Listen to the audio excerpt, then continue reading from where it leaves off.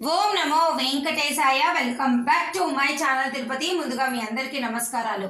మన channel WhatsApp Telegram link comment సెక్షన్లో ఇస్తాను. జాయిన్ అయ్యి ప్రతిరోజు తిరుమల లైవ్ అప్డేట్స్ తెలుసుకోగలరు.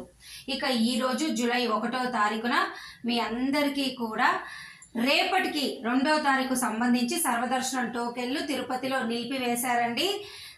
దానికి ముఖ్య కారణము రద్దీ ఎక్కువగా ఉండడం కారణంగా రేపు జూలై 2వ తారీఖున సామాన్య భక్తులకు పెద్దపీట వేయాలి కాబట్టి ప్రతి ఒక్కరిని దర్శనానికి పంపిస్తున్నారు.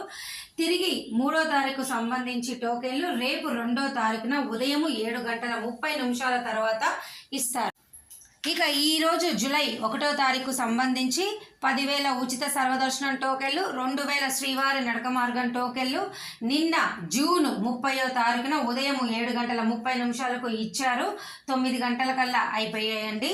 ఇక నిన్న జూన్ 30వ తారీఖున 80,167 మంది స్వామివారిని దర్శనం చేసుకున్నారు. 28,270 మంది తలనీలాలు ఇచ్చారు. 4,96,00,000 హుండీ కానుకలు, 4,10,000 మంది లడ్డూ ప్రసాదాన్ని స్వీకరించారు.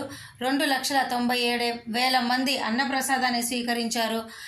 3,165 మంది మెడికల్ ట్రీట్మెంట్ని పొందడం జరిగింది.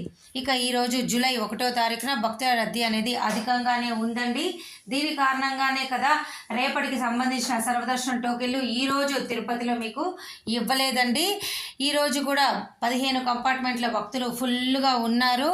అలాగే ఎటువంటి టోకెన్ లేకుండా డైరెక్ట్గా ఫ్రీ క్యూ లైన్లోకి వెళ్ళే వాళ్ళకి 10 గంటల పైనే దర్శనానికి పట్టవచ్చు.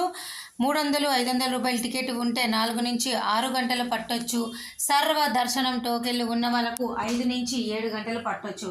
ప్రస్తుతానికైతే వైకుంఠం క్యూ కాంప్లెక్స్లో దాదాపు 15 నుంచి 20 కంపార్ట్మెంట్ల భక్తులు ఉన్నారు. అధికంగా రద్దీ ఉంది. రేపు జూలై 2వ తారీఖున ఉదయం 7:30 తర్వాత తిరిగి మీ అందరికీ తిరుపతిలో సర్వదర్శనం టోకెన్లు ఇస్తారు. టెన్షన్ పడొద్దు.